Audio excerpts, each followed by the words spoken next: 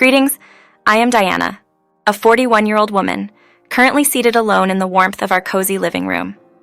My heart bears the weight of sorrow and yearning as I pen down this narrative. It seems I've mustered the courage to manifest the trials I've faced, both as a form of self-therapy and to extend a hand to those who might resonate with the tumultuous journey that defines my life. Daniel, my beloved husband of 2 decades, was tragically taken from me a few short months ago in a cruel twist of fate. The ache of his absence remains raw, particularly poignant in those initial moments when the news of his car crash froze time for me. Our envisioned future, brimming with love, laughter, and countless more years of companionship, was abruptly shattered. Never did I anticipate becoming a widow at the age of 41. The bond Daniel and I shared was uniquely profound, forged through the trials and tribulations we both navigated in our lives. We were 2 fractured souls who discovered solace and healing in each other's embrace. My journey was marked by heartache, abandoned by parents lost to the clutches of addiction during my formative years. Their choice to prioritize drugs over their flesh and blood left indelible emotional scars. As for Daniel, his relationship with his mother, Helen, was tumultuous at best. Severing ties after years of disappointment and betrayal, he endured a complex history. Helen, like a cunning serpent, would repeatedly slither back into his life, feigning innocence and seeking forgiveness. Each time, Daniel relented, hoping for a genuine change. However, she consistently betrayed his trust, exploiting him to fund her destructive drug habits before disappearing. Daniel and I found solace in one another, constructing a sanctuary of love and trust that shielded us from the lingering scars of our tumultuous pasts. We provided each other with unwavering support, becoming each other's refuge in a world that had been stingy with mercy. Our love not only endured but thrived, weaving dreams of a future that defied the pain and sorrow we had weathered. Things were going well with 3 years passing since we last heard from Daniel's mother. It seemed he was finally accepting that his mother would never change. Our success as a couple was evident in the unique brand of love and care we cultivated, a balm for the deep emotional scars we bore. However, the abrupt departure of Daniel from this world left me submerged in a sea of sorrow and unanswered questions. Life seemed merciless, snatching away the one person who truly understood my pain and embraced my imperfections. I wrestled with the harsh reality, tempted to retreat into my bedroom and avoid facing the world. Time, much like death, showed no mercy and compelled us to commence the funeral proceedings. In the ensuing days, solace was found in the loving support of friends and family as we navigated the challenging process of bidding farewell to Daniel. As the days passed, the funeral became a testament to Daniel's beautiful life, marked by dignity and celebration. A heartfelt service in my home brought tears and laughter, creating a bittersweet atmosphere amid the scent of freshly cut flowers. Amidst the somber conversations, a solemn doorbell interrupted, and curiosity led me to the door. There, in a sea of black attire, stood Helen, Daniel's estranged mother, bearing a bottle of whiskey as a peace offering. At that moment, a storm of conflicting emotions, anger, resentment, confusion, clashed with grief and the yearning for closure. Yet, as I locked eyes with Helen's tear-filled gaze, a flicker of understanding ignited within me. Despite the pain she had inflicted, I was aware that she too grappled with regrets and the burden of lost time. Without uttering a word, I opened my arms and Helen stepped forward. We embraced, holding each other tightly as tears flowed, each drop carrying a multitude of unspoken emotions. In that single heartfelt hug, the years of bitterness and fractured relationships seemed to dissolve. Helen's hushed pains enveloped me, and although the wounds were far from being mended, I unearthed a spark of compassion within my heart. With Helen's entrance, an intricate dance of emotions unfolded.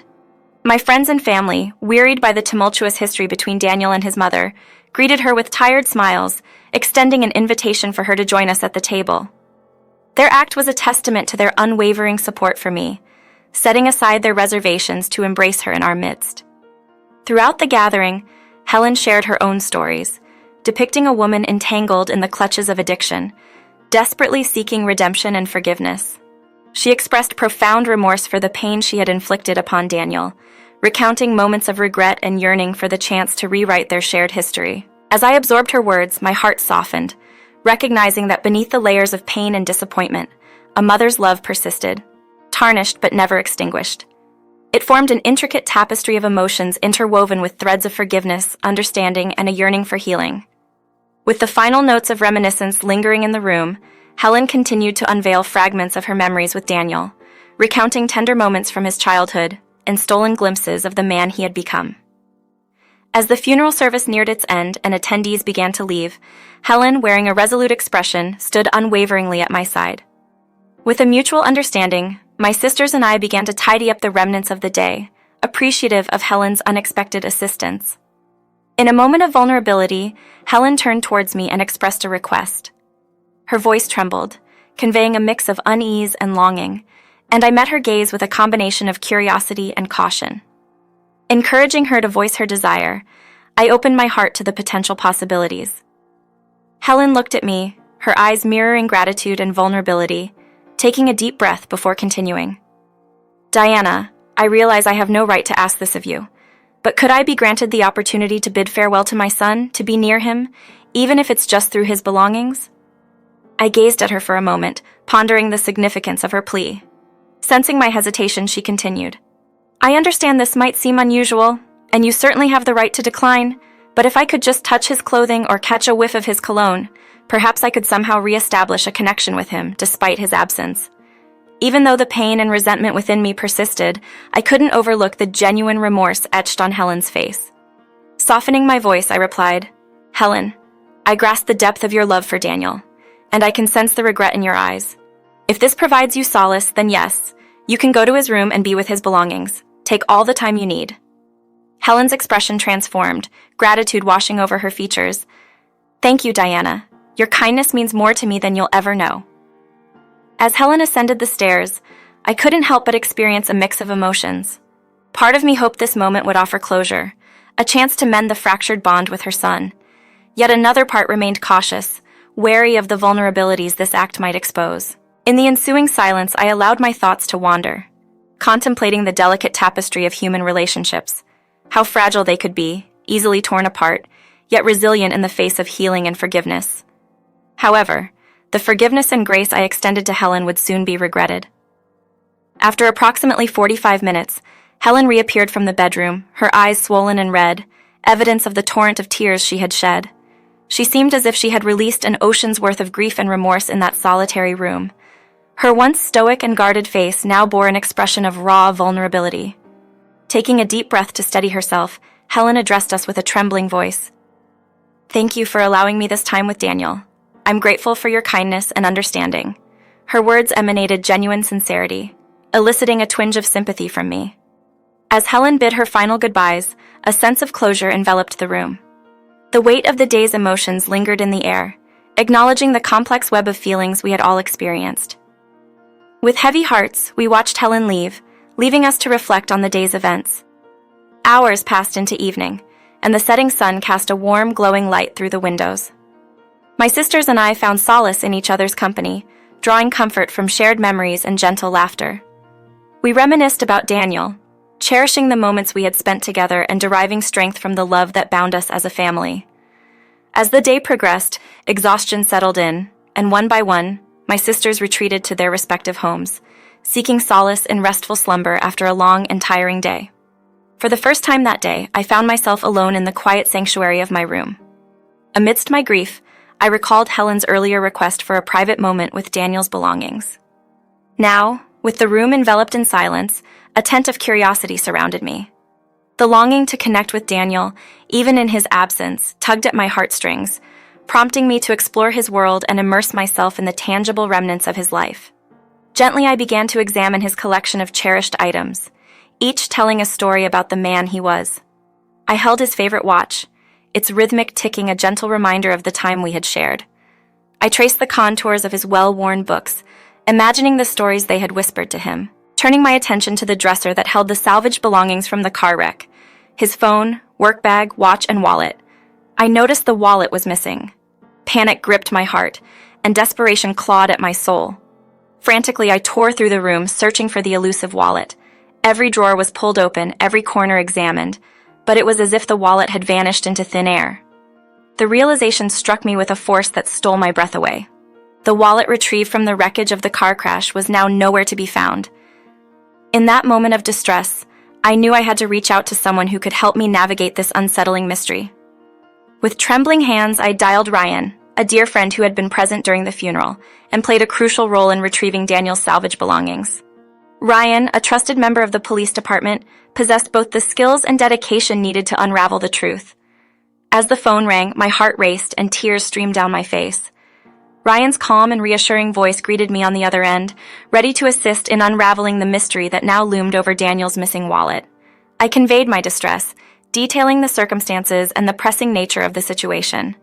With a heavy sigh, Ryan confirmed that he had returned Daniel's wallet along with other belongings.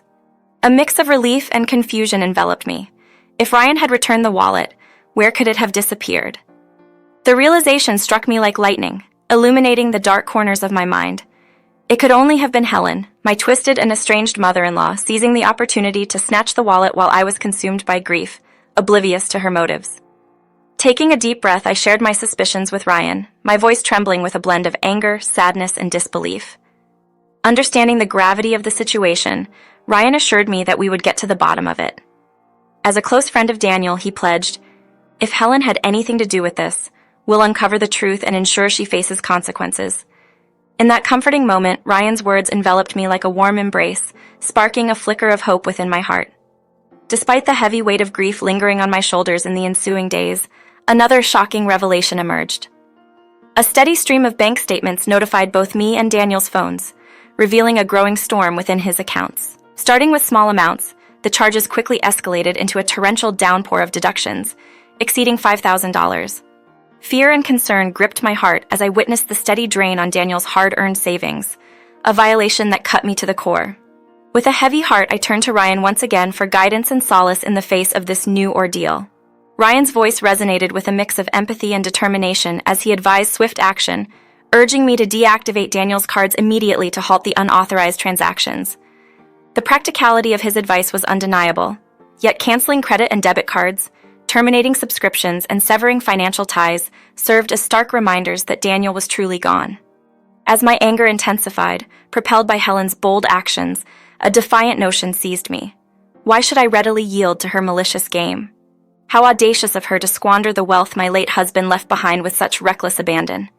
Determined not to allow her the satisfaction of further destabilizing our lives, a devious plan began to take shape in the recesses of my mind. I opted to let Helen continue using the cards, granting her a false sense of security. Little did she know that I held the upper hand, possessing the power to expose her deceit and reclaim what rightfully belonged to Daniel. Though not an easy choice, as it meant prolonging my confrontation with the harsh realities of his absence, I was resolute in my decision to unveil Helen's true nature. I aimed to shine a blinding light on her dark deeds, gathering evidence of her financial exploitation to present an irrefutable testimony of her treachery. Filled with renewed determination and an unwavering resolve, I embarked on the perilous journey ahead. Every move made by Helen was methodically recorded, ensnaring her within the intricacies of my plan until the opportune moment for confrontation presented itself. It evolved into a subtle dance of strategy, allowing her to bask in the illusion of control while I meticulously laid the groundwork for her imminent downfall. As the passage of time unfolded, an internal battle raged within me, swinging between moments of despair and unwavering determination. Holding on to cherished memories of Daniel, I drew strength from his love and the fervor burning deep within. The revelation of Helen's actions became a mission to honor his memory, protecting his legacy from the clutches of avarice and deceit. However, exposing her misdeeds required a carefully orchestrated strike, one that would resonate and endure. The burden of Helen's deception intensified with each passing week, her audacity seemingly boundless. Every financial transaction, every spent dollar served as a poignant reminder of her unapologetic lack of remorse and empathy. My disdain for my estranged mother-in-law intensified day by day. How could she betray her own son's memory with such callousness? How could she exploit his legacy as her financial resource, indulging in her desires without a hint of remorse? Then, on a pivotal day, I opened the door to find Helen standing there, a flicker of remorse apparent on her countenance. However, I was cognizant that it was a complete fabrication. "Hey, Diana." "Hi, Helen." "Mind if I come in?" "No, you can't." "Oh, figured as much. No hard feelings. Bet you found out about Daniel's missing wallet." "Well, my bad." "I took it, Diana. I apologize. I was overwhelmed with grief, knowing my time to say goodbye was limited. So, I swiped the wallet as a keepsake, a token of sorts." "Really?" "Yeah, I know it was wrong, but my conscience kicked in and I decided to give it back. Anger was stirring within me, ready to take over my every thought. How could she stand there, spinning her web of lies so effortlessly? Still, I bit my tongue, hiding my anger behind a calm smile. At that moment, I saw a chance, a shot to turn the tables on Helen and expose her as the fraud she truly was. I grinned and handed her a document, a meticulously compiled record of every penny she stole from Daniel, along with a list of the charges she'd be facing for her crimes. As she read it, her hands and eyes widened in disbelief. Yet she had the nerve to ask, "What's this?" "It's a record of all the money you stole from Daniel, and it outlines the legal consequences you'll be dealing with because of it." Helen's facade crumbled right before my eyes. She began to stutter and stumble through her lies, falling apart at the seams under the weight of her guilt and deceit. Eventually, the burden took its toll, and she collapsed on the front porch, unconscious. Without uttering a word, I swiftly called for an ambulance, ensuring she received the necessary medical attention. As Helen awoke in the sterile confines of the hospital room, her wrists secured by cold metal handcuffs, the stark reality of her actions slowly sank in. Fueled by anger, she vehemently demanded release. Yet I stood there with unwavering composure, assuring her that the consequences of her crimes would not be escaped. I made it unequivocal. She would be confined for a minimum of 16 years, held accountable for the havoc she had wrought upon Daniel's memory. Supported unwaveringly by Ryan, my reliable ally in law enforcement, we gathered ample evidence to guarantee that Helen confronted the full extent of legal consequences. Meticulously determining the duration of her incarceration, our goal was to impose a punishment proportional to the gravity of her reprehensible actions. Contemplating the tumultuous path that brought me to this point, I take comfort in the realization that justice has been served. Daniel's memory has been vindicated, laying bare the extent of Helen's betrayal. The wrongly appropriated funds have been reclaimed, and Helen will now confront the consequences of her fraudulent actions. With a feeling of satisfaction and closure, I eagerly look forward to a future free from the grip of Helen's deceit. Daniel's spirit can now find peace, knowing that his legacy is secure. Finally, I can discover the tranquility I have longed for. The chapter that began with heartbreak and betrayal comes to an end with justice prevailing, a poignant reminder that no deceptive act will escape consequences. Love and determination triumph.